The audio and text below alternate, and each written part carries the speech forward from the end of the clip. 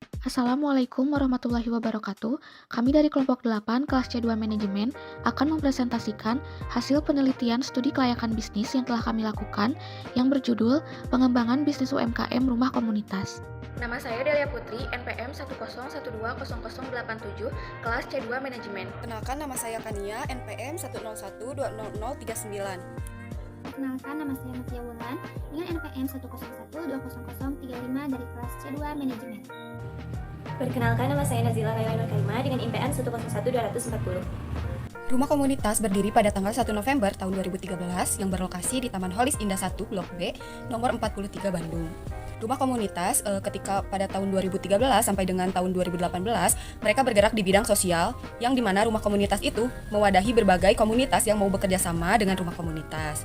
Rumah komunitas juga memfasilitasinya dengan mengadakan forum diskusi, event, dan sponsorship. Pun pada tahun 2019, rumah komunitas tidak lagi bergerak di bidang sosial saja, dikarenakan hal tersebut dirasa sudah tidak efektif lagi, serta harus membutuhkan dana dan pemasukan untuk kegiatan-kegiatannya. Dari hal tersebut, rumah komunitas kemudian mendirikan usaha dengan merek Rumah Komunitas, yang bergerak sebagai social entrepreneur, yaitu sebagai suatu usaha sendiri, tetapi tetap memiliki tujuan untuk kegiatan sosial juga. Rumah komunitas telah berhasil mendaftarkan mereknya. Hal tersebut dilakukan sebagai bagian atau langkah-langkah dari hak kekayaan intelektual dari rumah komunitas. Jadi, ke depannya apabila ada pihak lain yang menggunakan identitas dari rumah komunitas sebagai identitas perusahaannya, maka pihak rumah komunitas memiliki hak untuk menuntut pihak tersebut melalui jalur hukum. Karena perusahaan sudah dilindungi oleh undang-undang dan dengan adanya dokumen yang sudah terdaftar secara hukum. Jika kedepannya ada pihak lain yang menggunakan identitas rumah komunitas sebagai identitas perusahaannya, maka pihak rumah komunitas dapat menuntut pihak tersebut melalui jalur hukum karena perusahaan rumah komunitas dapat dilindungi oleh undang-undang dengan adanya dokumen yang sudah terdaftar secara hukum. Berikut adalah bukti bahwa rumah komunitas telah mendaftarkan hak mereknya. Bukti tersebut bersumber dari pangkalan data kekayaan intelektual. Pada aspek pasar dan pemasaran, pada bagian wilayah pemasaran. Jadi di sini, pada wilayah pemasaran di rumah komunitas ini sudah menjangkau ke seluruh Indonesia, yang diantaranya yaitu di daerah Makassar dan juga Sulawesi. Selain itu juga, produk rumah komunitas ini sudah menjangkau ke berbagai negara, diantaranya yaitu negara Singapura dan juga Malaysia. Strategi pemasaran. Nah, rumah komunitas memiliki strategi pemasaran dengan aktif melakukan promosi melalui konten serta iklan secara digital. Nah, tak hanya melakukan pemasaran secara online, namun rumah komunitas juga memiliki offline store atau toko yang dibuat untuk formalitas. Nah, namun masih dapat melakukan transaksi dengan konsumen, terutama perusahaan yang baru pertama kali akan membeli produk dari rumah komunitas untuk mengetahui, meraba, serta melakukan pembayaran. Selanjutnya, poin selanjutnya yaitu analisis SWOT atau SWOT. Nah, pada poin strength atau kekuatan, salah satu kekuatan pada rumah komunitas itu yaitu memiliki produk yang inovatif dan juga unik, sehingga hal ini menjadi suatu hal yang berbeda dari perusahaan lainnya. Nah, selain itu juga rumah komunitas juga dapat menciptakan suatu produk yang belum tersedia di pasaran. Nah, poin yang kedua yaitu weakness atau kelemahan. Nah, kelemahan dari rumah komunitas ini terdapat pada lokasi perusahaan yang lumayan cukup jauh dari pusat kota dan berada di Kabupaten Bandung, yang dimana lalu lintasnya lumayan padat, membuat konsumen yang ingin mengunjungi lokasi produksi itu harus mengeluarkan waktu dan tenaga ekstra.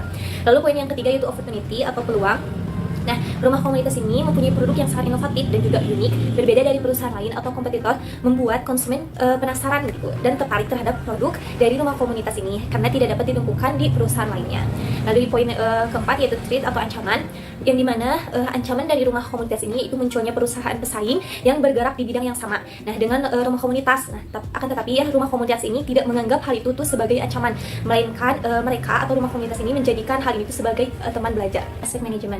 Nah, pada poin pertama yaitu mengenai struktur organisasi. Nah, struktur organisasi yang ada di rumah komunitas ini, yang pertama yaitu ada Kang Arif selaku CEO atau direktur rumah komunitas. Lalu yang selanjutnya yaitu CMO yang dimana bertanggung jawab untuk fokus terhadap strategi dan eksekusi pemasaran.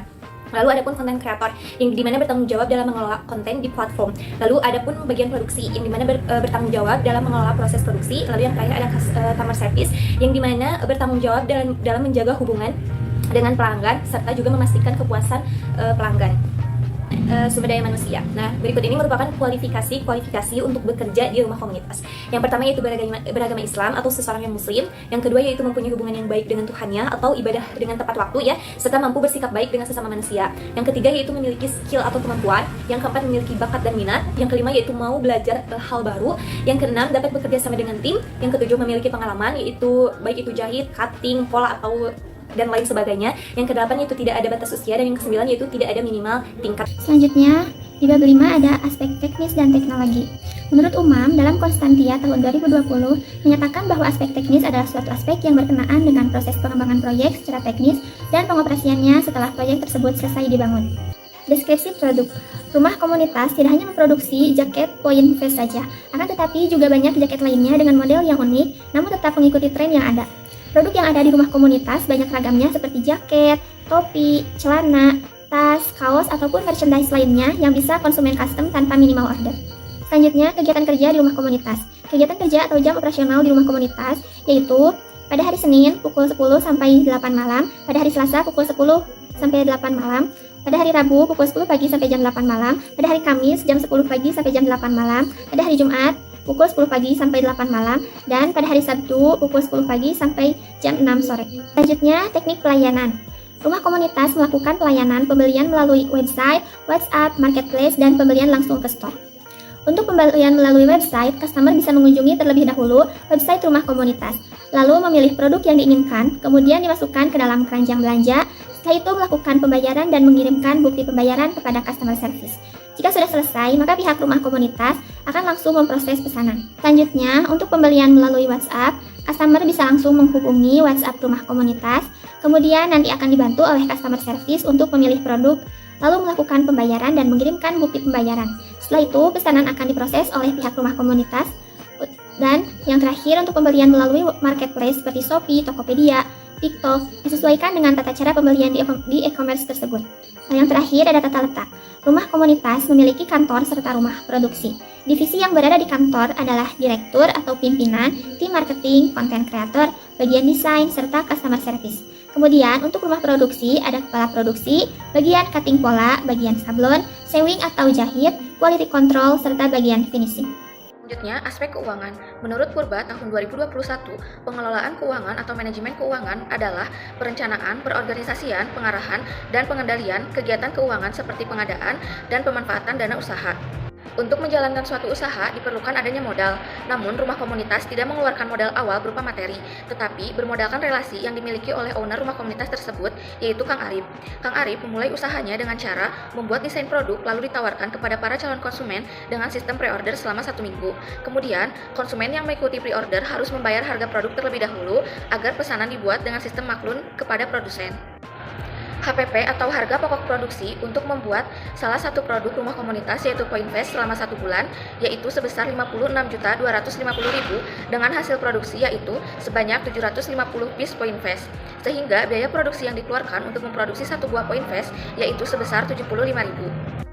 Kemudian, biaya operasional yang dikeluarkan oleh rumah komunitas untuk memproduksi Point Vest selama 1 bulan yaitu sebesar 18.750.000 dengan ongkos produksi untuk 4 orang karyawan. Biaya yang dikeluarkan yaitu bahan baku sebesar 56.250.000 ditambah biaya operasional sebesar 18.750.000 sehingga hasilnya yaitu 75 juta.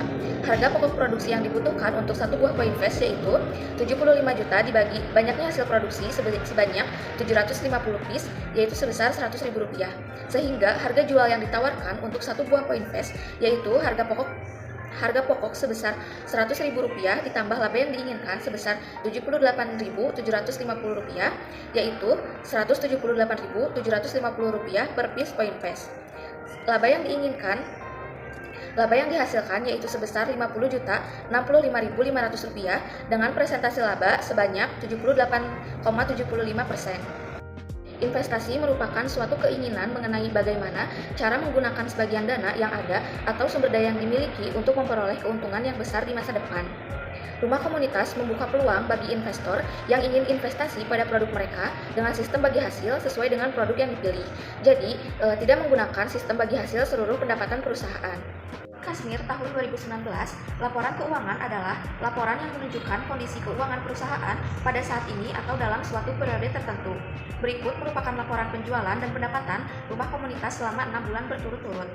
Penelitian yang telah dilakukan, rumah komunitas memiliki kegiatan usaha yang layak dari berbagai aspek, mulai dari aspek legalitas, aspek pasar dan pemasaran, aspek teknis dan teknologi, aspek manajemen, hingga aspek keuangan. Hal tersebut dapat dibuktikan dengan terus meningkatnya penjualan dan pendapatan yang didapat oleh rumah komunitas. Berdasarkan penelitian yang telah dilakukan, terdapat beberapa saran bagi rumah komunitas sebagai sarana untuk mengembangkan usahanya. Yang pertama, tetap menjaga kepercayaan mitra bisnis dan konsumen agar perusahaan tetap baik. Yang kedua, terus menjaga dan mengembangkan pemanfaatan sosial media dan website sebagai sarana untuk menjangkau dan memperluas jaringan bisnis. Dan yang ketiga, menciptakan produk yang disegmentasikan untuk perempuan, karena produk-produk yang dimiliki oleh rumah komunitas bersifat unisex, tetapi rata-rata produknya memiliki desain atau model yang terlihat lebih boyish style. Sekian presentasi hasil studi kelayakan bisnis yang telah kami lakukan. Mohon maaf bila banyak kekurangan. Wassalamualaikum warahmatullahi wabarakatuh.